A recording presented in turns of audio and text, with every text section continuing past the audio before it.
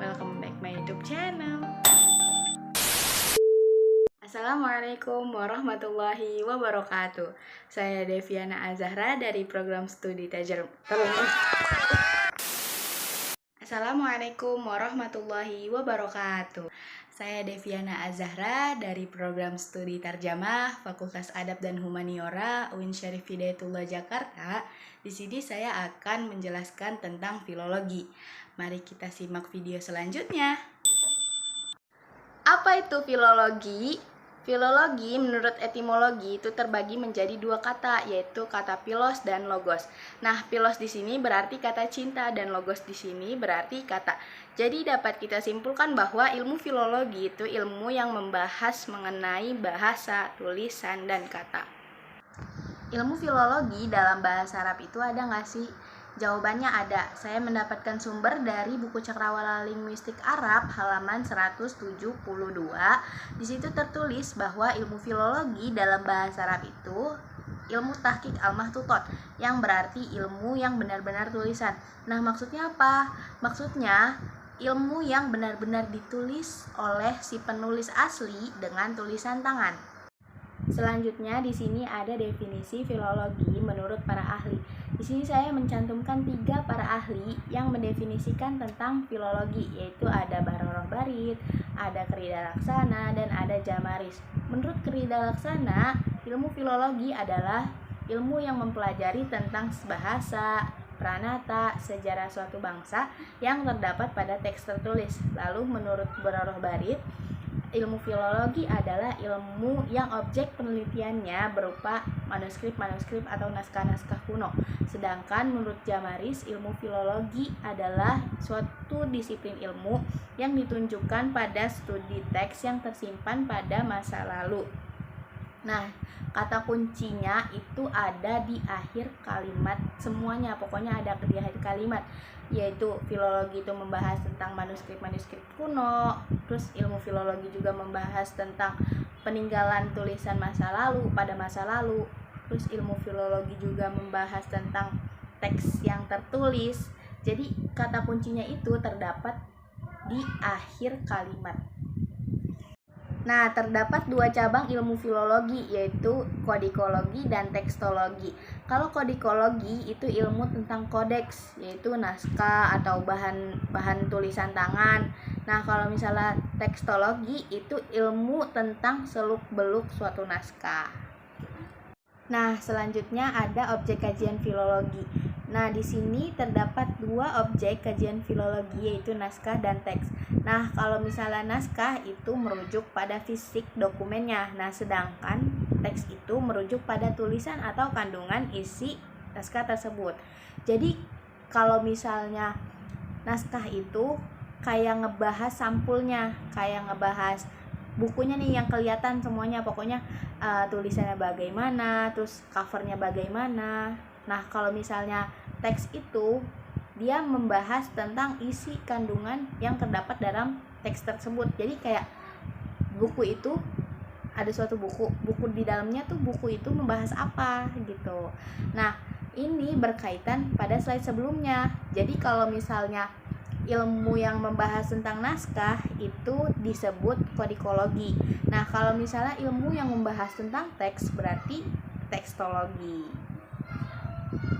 Selanjutnya ada 6 langkah-langkah pengkajian filologi. Yang pertama ada inventarisasi naskah, yang kedua ada deskripsi naskah, yang ketiga ada kritik teks, yang keempat ada transliterasi, yang kelima ada penyuntingan, dan yang keenam ada penerjemahan.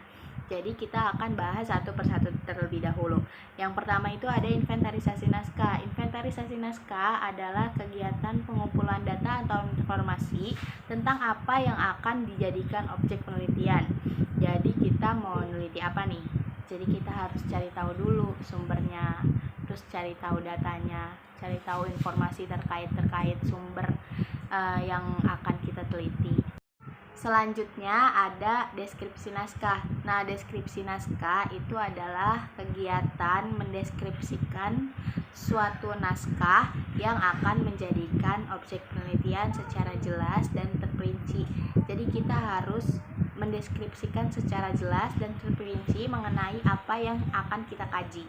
Selanjutnya ada kritik teks.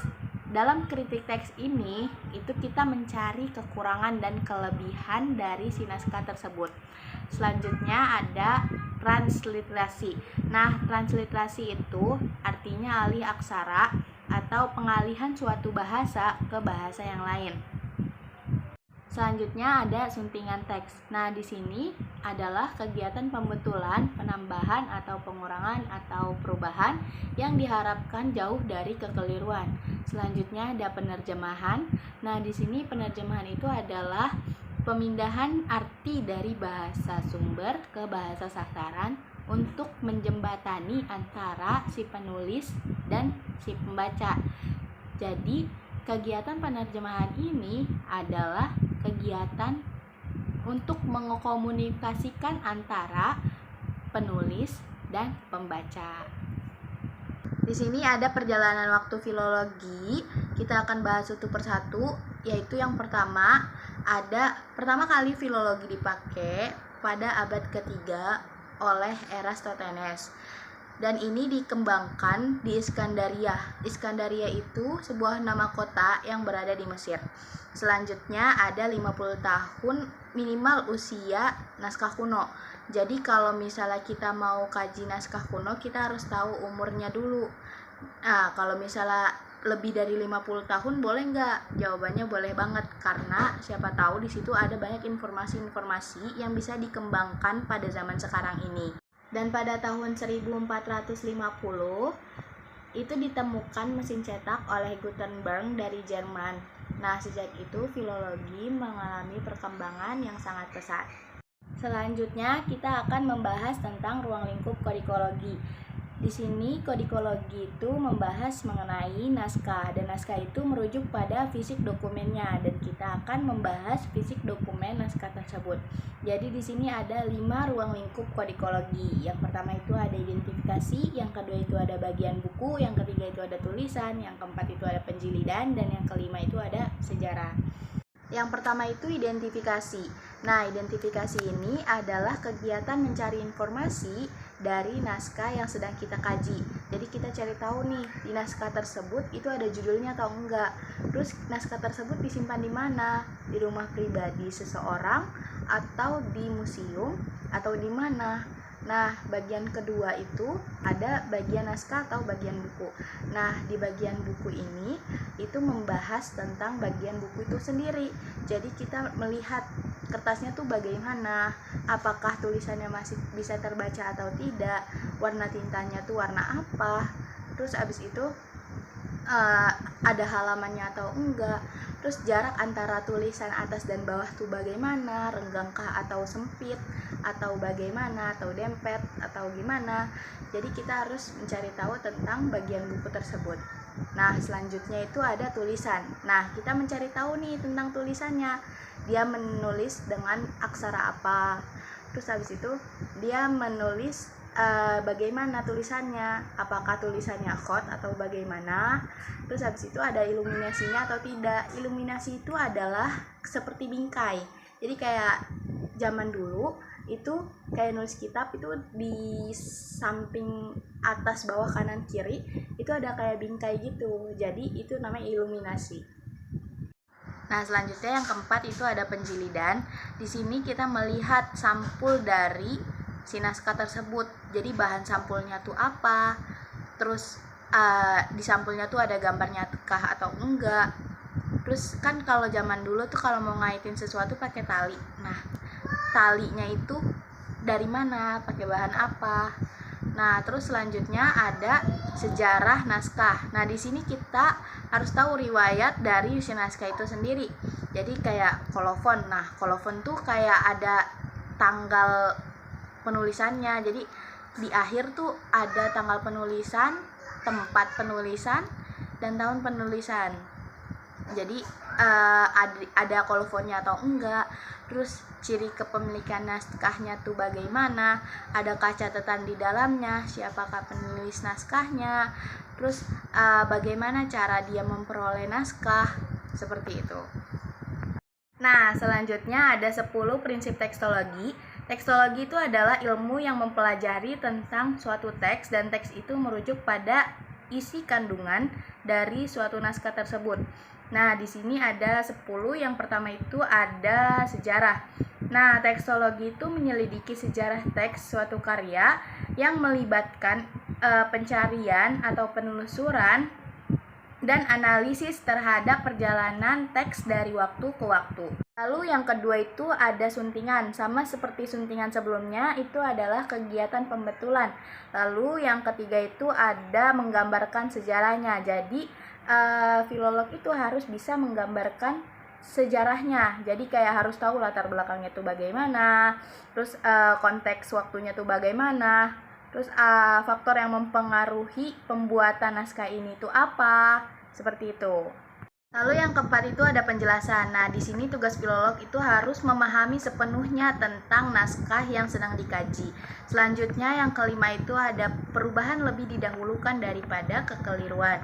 Dan yang keenam itu meneliti teks. Nah, maksudnya meneliti teks ini menelitinya secara keseluruhan, jadi enggak setengah-setengah. Nah, yang ketujuh itu ada meneliti barang yang mengiringi teks. Jadi kita lihat kertasnya itu terbuat dari bahan apa. Yang kedelapan itu meneliti teks dari karya lain, maksudnya itu meneliti teks asli dengan teks penyalin. Nah, kita itu meneliti dua itu supaya kita mengetahui perbandingan atau perbedaan antara satu dan keduanya. Lalu yang kesembilan itu ada meneliti teks penyalin. Nah, di dalam kita meneliti teks penyalin itu, kita akan mendapatkan wawasan atau informasi tentang proses pembuatan manuskrip. Lalu yang ke-10 ada rekonstruksi teks. Rekonstruksi teks itu proses mengembalikan teks yang mungkin telah hilang atau rusak karena mungkin mengalami kerusakan seiring berjalannya waktu. Jadi proses pengembalian. Nah, pembahasan terakhir di sini saya mencantumkan 2 contoh naskah-naskah kuno, yaitu naskah Cina Jawa dan naskah Arab. Bisa kalian lihat sendiri ya. Mungkin cukup sekian materi filologi yang saya sampaikan. Kurang lebihnya mohon maaf. Wassalamualaikum warahmatullahi wabarakatuh.